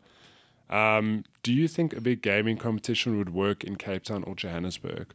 So I misunderstood this thinking... like an I'm like, esports thing? Yeah, I presume I'm like, but we do have those. But then I think he means something like the International. Oh. Would that work in Johannesburg Well, or Cape Town? I know Valve is looking for... They're basically doing what the Olympics does. They're asking for cities to offer up space that's for the quite cool. international. And I think we could definitely host do that. it, Yeah. You could definitely do that in a Cape Town Convention Center or The Dome. the Dome. whatever, yeah. Yeah. I think you could I mean, we've had... Okay, maybe not on the scale of the international, but we've had many a big esport tournament in South Africa. I think the Like international local, would actually work because we actually have local service, we have, which and, is exactly and we what have you like need. a very big Dota community. Yes, Like yeah. in the few thousand, I'd say. Because I think, last year it was in China. This year it's in Sweden, I think. Yeah. Thank God. The time So it's cool that it's moving around. I think it's cool that cities can bid on it, to put it that way. Yeah. I think that could definitely work. I would love to go watch that, yeah. I'll take the week off and just go watch that, yeah. What are some of your phobias? Spiders. I know it's Yeah, cliche, but I'm fucking terrified of spiders. The thing is, like, I wouldn't call it, like, when I think of a phobia, it's a thing of, like, if I see a spider, do I freeze up? Do I, like, struggle to be like, I don't. I just don't like spiders. So I don't know if it is a phobia. Well, I'm That's sort of like- the same. Like, I can see it and kind of, I don't want it to be there and whatever, but I've been, when I was a kid, went like white river rafting and got pushed into like these reeds and tons of spiders started falling on me. Oh my God, So that's terrifying. it was like a dual raft. So my mom was in the back. Yeah. And I don't remember this. Like Holy legitimately, shit. You, like, just blocked it out? Yeah, blocked it out. Like she said, I just Shit. froze and I just like wouldn't. So I was laying down and I just wouldn't move and I just had spiders crawling all over me. And I think my brain went into Holy like shit. defensive, like just survive type That of is thing. terrifying. They're like, I feel scared just thinking Yeah, about it. so I definitely know it's a Damn. phobia when I know that happened. That happened, Like yeah. I don't want them on me. I don't like them touching me. I won't go out of my way to kill them. But yeah, I don't. goddamn. I just avoid. Spiders. In what circumstances is it okay to commit a crime? There's philosophical hour. I don't know. It's a tricky one because my first thought is like, stealing is not a good thing. However, there are people who like literally have no food to eat. Yeah. What if you do a whole Robin Hood thing? Oh yeah, not in that. Like, what if you just like a Batman person who's just dealing justice because you're actually trying to look out for Gotham, for example. But Batman is a bad guy. he's like the thing is that He's a rich guy who just beats up poor beats people. up poor people. But again, like, what if you're Robin Hood? You just a good Samaritan who's like, you know what, rich people have too much. I'm going to steal from them and give to the poor. Yeah, exactly. Yeah, I think in that sense, I'd be comfortable with that. Put it that way. Here you go, Robin Hood. Have some of my power. I to the poor. I think I saw a comic. I don't know if you shared it actually this week. Where it was like, no, I know which one you're talking yeah, about. Robin Hood gives to the poor. He's like, I'm rich, and Robin Hood's like eyeing him out now. Yeah. It's like, thanks, Robin Hood. I'm rich now. He's like, you what? You what? It's very good. That's good.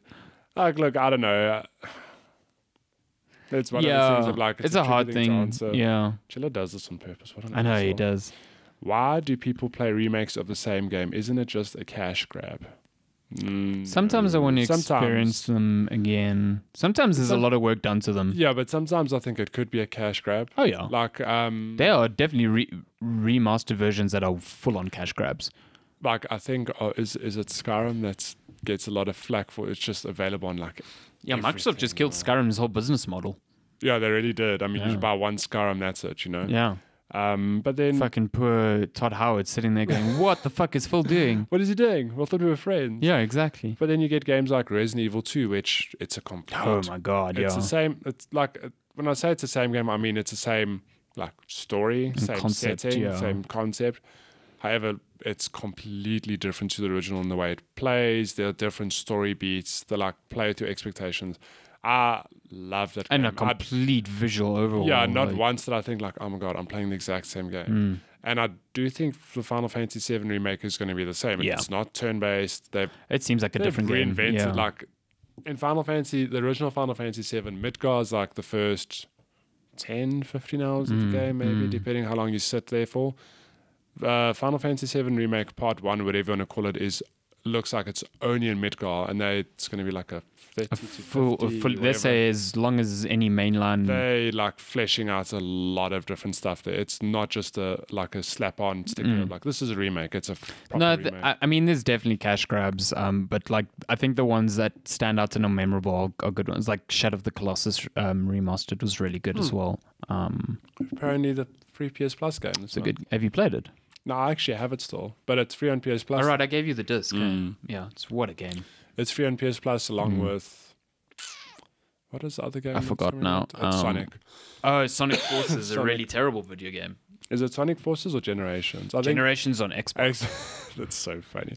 Sega playing these people against each other. Like, I know. We'll give you this one and you get this one. That reminds me, I forgot to mention in news, the Resident Evil Remake 3 is getting a demo. Yes, can't wait for that. The previews for that were very good. Good lord. Very excited. Okay. Let's go. Next question comes from Jaden. He says, what is your favorite brand of toothpaste? I just use Colgate. No, I don't. I use Sensodyne. Sensodyne. Because my teeth are sensitive. And it actually does help. When I use it, it legitimately does, yeah. But we use, is it Mentadent P? How do you pronounce that? I have no idea. P? Mentadent. The microgranules one. Ooh, microgranules. Oh my god, we have like ASMR, just brushing your teeth. That must Oh exist. my god. Wait, so we have a response from someone called Nasty Cat 4. Love they that just name. said, purely breathtaking this is. Purr. Okay. I love your purrs. Please send more. Thanks for the response. Please send more purrs. I had more questions from Deathbox, Jaden, but where? Check the messages on the account. I'll check on the account. You missed them. Then we get shouted at. Wait, on what account? The email. Instagram. Weren't you on Instagram now? Yeah, I was on Instagram now. Check the direct messages. Maybe it's direct message. This is where I started missing. Because I think best to send. Oh wait, there's direct message on Twitter. That's probably why I lost it. Okay. So many platforms. So many platforms. I don't have anything from Besta. No, I'm saying last time when you missed the question because it was a direct message. Oh my god, there are a lot of questions here as well. Oh, how far do you need to travel east until you consider to be west? I like that. Fuck, that's a good question. Wow. Actually, the world is flat. There is no east and west. There is no east and west. Yeah. That's how it works, right? How far do you need to travel east until you consider to be west? Jesus, I don't know. God. At least halfway around the globe. If you drive east and you end up in the wild west of America. That's how far you have to go. I think because we have the equator. Is there a vertical version of the equator?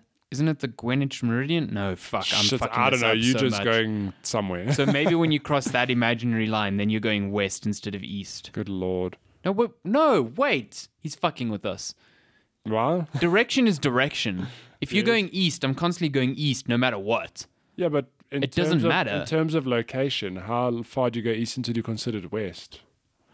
Okay, your position will be so if I stand still, Yes. and you walk east, Yes. and say you walk around the world, eventually you'll be to my west, Yes. but you will still be going east. Yeah, but so he's not asking. He's asking how far do you need to travel east until you're considered to be west? But considered by who? The observer or the person? I don't know. This is You've a broken silly me. question.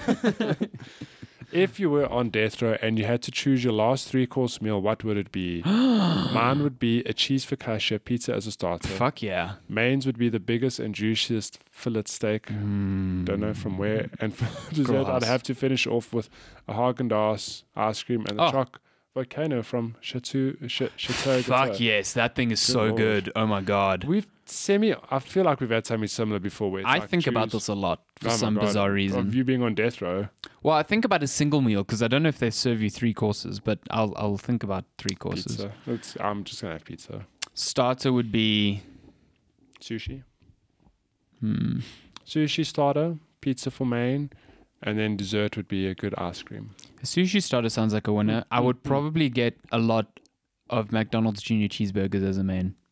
I fucking love those things, man. Little junior cheeses. How many would you get? So, I don't give a shit. I'll just Sure. eat. Till you I'm gonna sick. die, so who gives a shit? And then I'd get more ice cream as a Goddamn. no. Andrea's cheesecake from Chateau Gateau. Yeah, Delicious. we should fucking get advertising with Really them. should. Especially when you're dropping F-bombs. Yeah, we should fucking get advertising Hey, for that fucking good Give cheesecake. us some desserts. Yeah, If you had to choose for the rest of your life, would you prefer to only use a fork or a spoon? Spoon.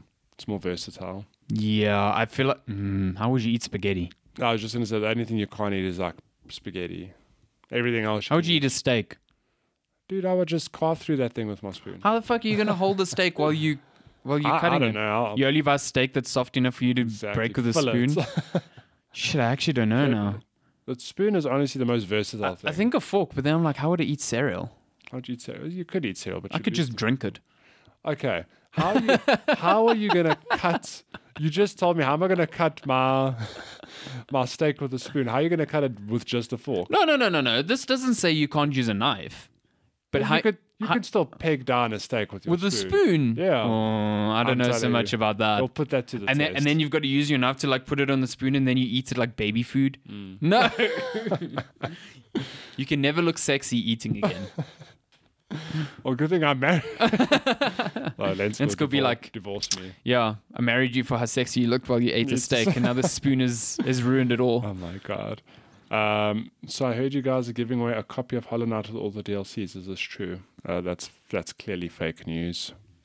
I don't Fake think we news. ever mentioned that. No, But good see, try. I'm Also, often, that game with all the DLC is like it's $50. so cheap, yeah. Like, just buy it yourself. yeah, come on, just Nah, forgo I'm lunch often one given day. shit like, oh, what are you giving away? Oh, we heard you're giving away a Switch. Okay, cool. I'm like, Yo, that'd be oh, nice. I wish. What the shits? I've never said such a thing in my life. Do you guys get to events late or early? I'm personally Late. always late for things so bad that my friends have invented a thing called Coffin Time because his surname's Coffin. Oh, really? Yes, my surname is Coffin Alessandro, and yes, that's where Deathbox comes from. Thought that would be Oh, obvious. that's kind of cool. You see, he says thought that would be obvious, but some people fake didn't realize. I really didn't. Wait, did you know his last name was I Coffin? knew his surname was Coffin, but I Ah, okay. never clicked that Death Deathbox. Box. That's kind of Where's- cool. I like that a lot. I'm always late as well. They don't call it coffin time, although I really that almost sounds like the time until you're meant to be put in a coffin. I don't know. That's weird. It's Coffin Time. But they just call it porra time for me because Damn. the Portuguese people are always late. Yeah, I'm always late. I'm fucking terrible with keeping time. I'm a bit of both. Like sometimes when I'm late, I'm never like half an hour late. I might be. I'm never late. like extremely late, Yeah. but I am late. Like, But I'm married to Lensk and she loves being punctual. yeah. So Same with Shani. I'm not married to her, but she gets real pissed Like, off. what do when you I'm do late. when you arrive on time? When when you arrive on time, you're the first people, then it's awkward because sometimes people might still be setting up. And it's like you feel a bit weird, like, oh, I came too early. No, like Just arrive 10, 15 minutes late. Shani will be strategic with like, okay, cool, we're leaving at this time so we can be strategically like 15 minutes late. Yes. And then she'll get mad at me for being late for the strategically late thing. You know, see, I'm just strategic late time. That's fine. Okay, Jaden says, love the codcast and thanks for being Monday entertainment. Okay, thanks. Is a codcast a question. podcast where you eat codfish? Codfish. Codcast. I thought he said codpaste initially. Basically, Bacalhau-cast. Bacalhau-cast. Oh my God. Okay, we still have 4 emails from Megs. Okay, we're going to fly through them. The random inquiries part 1, loading. Ooh. Whatever happened to the anti-South African YouTuber law that popped up last, that even UFD Tech made a video about mentioning that it could stop their channel, etc.? I think it's still it's still going through the motions of being passed, and every time it crops up, it's when it's like past a big milestone that everyone thought it was just going to be stopped at. And as far as I know, it's still going on, still trucking along. So problematic. TBC. Problematic for this podcast. No more. Oh shit! Yeah. Yeah, it's online content. What are your guys' thoughts on games that have level caps? Does it affect your enjoyment? I already hit the level cap of 60 in Horizon Zero Dawn with 97 hours of game time logged into it. Wow, that's a lot of game time. In a way, the game is telling me to stop machine hunting and carry on with the storyline. What are you doing? God damn, that is a lot of time. I platinumed that game in 40 hours. Yeah, that's a lot of exploration and just walking around, I guess. There's not that much to find. I mean, if you're enjoying it, enjoy it as much as you want. That's awesome. I don't know. The level caps... I think level caps are there because you can't just have an infinite supply of new stuff. Yeah, but one instance where level cap not put me off a game, but so like, I don't have an issue with the level cap normally. Like, I'll get it and then whatever. I suppose, like, is Borderlands a good example? I think I hit the level cap and I was like, cool, whatever, you know? But when I played Fallout 3, I've only ever played Fallout 3 once and I've never finished it because I spent so much time arsing around in that game that I hit the level cap and I felt like... And then you were overpowered as well. I was like, probably. and at that point, I was like, I don't really feel interested enough to go finish a story. Yeah. Like, what is actually the point of play? You got your enjoyment out of it, I loved Fallout 3, but I never finished it because I just hit the level cap and I was like, well, I'm done. Yeah. So I kind of get what Migs is saying, but there are the games with level caps that I've hit them and I'll be like, yeah, that's fine. I'm just going to finish the game now. I would rather have a game with the level cap that has skills or leveling up mechanics that make every level up feel not substantial but exciting than a game with infinite level caps where each level, because there are RPGs where it's like you leveled up, oh cool, I put more points into this and it makes such a small incremental change that I don't really notice it. I'd rather have the limited one. So like Destiny, when it originally launched, was like a very, very low level cap because the level cap was basically just to get all your skills unlocked, and then the leveling became more about gear, which I like. So yeah. Okay.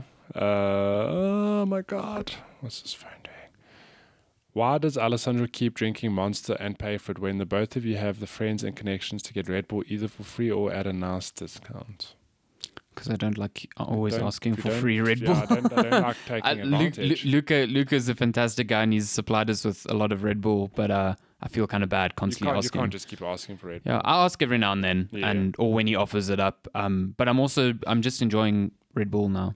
So I mean, Monster, the sugar-free one. Has coronavirus affected you guys either directly or indirectly in any aspect of your life so far?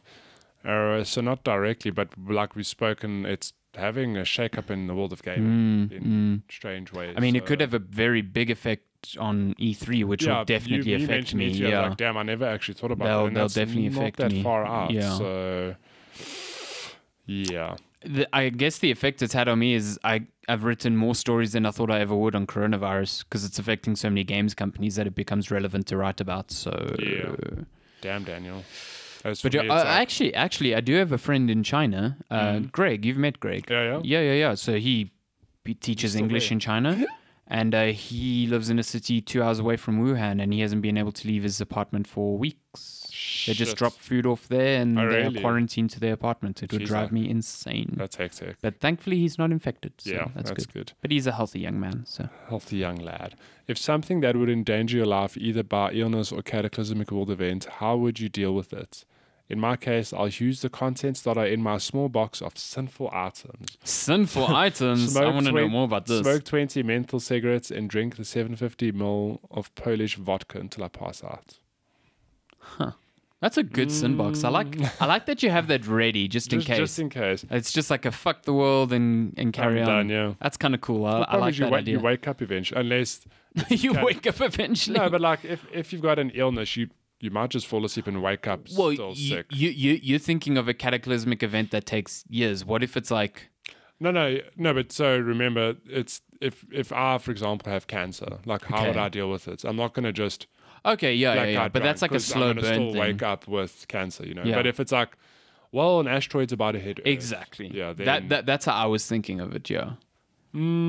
Shit, I don't know. What do you do? Eat a lot of junior cheeseburgers. Listen, I love those things so much. I'm there with you. I just grab a lot of pizza stuff. I'd just be like, well, whatever. I'm going to die, so I'm just going to go out with the endorphin rush of good food or something. Or a very bad tummy ache. I mean, you have to time it right. Yeah. You have to time it so just as you peak, and you're going to be shitting yourself. Oh my god! Or not. You're just going to be so bloated and feel so backed up. Goddamn. With the steady rise and ever increasing compatibility of playable games with Steam's Proton Suite, what are the chances of you guys moving to the brighter side of computing known as Linux? Oh, Linux gaming? No. No. I refuse. I hate using Linux. I'm not a fan of it at all, and I don't think it will ever garner the mainstream support that it wants, put it that way. I think Steam really went hard on it with the Steam machines and all of that, and I'm not saying it's impossible in the future, but I don't see it in the near future at all. Put it this way, I don't see the need. Like, what is it doing that Windows doesn't already do? Yeah. You know what I mean? And Windows is the most prolific and easy to use and stuff like that. So, yeah. Okay, second last question. Migs must have had a chat with Jaden because he says, what are your toothbrushes and toothpastes of choice? Do you use the tried and tested manual dexterity toothbrush or the laziness empowered electric toothbrush? I use an electric one because it's actually better for me because I press too hard on my gums. I think electric toothbrushes generally are better. Yeah. I just haven't coughed up the money to buy a nice one. Yeah, well, I mean, I don't think I have a nice one. I have a decent, it works. No, not like, when I say nice one, I mean like it's a couple. Because you get ones that can connect to your fucking phone. Okay, yeah, but you also get ones that cost thousands. Oh, you get some that cost hundreds, and I'm like, I'd rather just buy my little 40 Rand or 30 Rand toothbrush. One day I'll suck it up and buy an electric one, because I think it probably does give a better clean. I mean, like you said, you push too hard. Maybe I'm also pushing too soft, too hard, because I think the electric toothbrush is sort of calibrated. Yeah, electric toothbrush. Essentially, you're not pressing down. Yeah, you're just kind of like letting it do its thing. Yeah. For toothpaste, do you use the classic calcium-enriched toothpaste or go for new fats such as charcoal-infused? Yeah. It is a weird thing how charcoal is just finding its way into everything. Like even toothbrushes, you get like charcoal-tipped bristles or like whatever the hell it is. Because it's meant to like whiten your teeth, and you get activated charcoal put in food, which is charcoal horrible. Is black. I don't know how it's gonna whiten your teeth. I don't mean to be that guy. I don't know. Okay. Yeah. Is that it? No. I thought you were pondering the charcoal. Oh, no. Fuck charcoal. Last question. Did you guys partake in the CNA Electronics blowout sale? In my case, I just bought the Far Cry 5 Collection 5 plus New Dawn sealed for 300 Rand on PS4. Damn, Daniel. Damn. I thought about getting Dark Souls remastered because it's 150 Even Rand. I was like, yeah, that's super cheap, but I have so many games lined up. That was exactly my thinking. I was like, I'm going to buy this and I'm not going to play it forever. Yeah. I'm going to pull a Craig. So I would have liked, if they had vouchers for like Xbox Live and stuff like that, I would have 100% snapped that up. Or like controllers that were like half the price or something, but I didn't see any of that. So goddamn. But I think that special's done now. So yeah, that's all done. So that's it. That's all the questions. Thank you so much. If you sent in a question, you can send it like Megs did to our email, checkpointchatpodcast@gmail.com, or to like all of the other social platforms that everyone else used. All of the things. At Checkpoint Chat on Twitter, at Checkpoint Chat on Instagram, Checkpoint Chat on Facebook, all of the things. But that's been this has been a long episode. That was well. What did we end up on? 150. Damn, that is the questions because we actually were on time. Yeah, I think. Yeah. No, it's been a good episode. I've enjoyed this. Yeah. It's been lekker. And now I've got to go get ready for a wedding. Not my wedding. Goodbye. Oh, you're getting married, right? No, definitely. You're not invited. Who knew? Oh, wow. It's awkward. Get out of my house. Get out. I'm leaving. Goodbye. Thank you for listening. See you next week. Bye. Bye.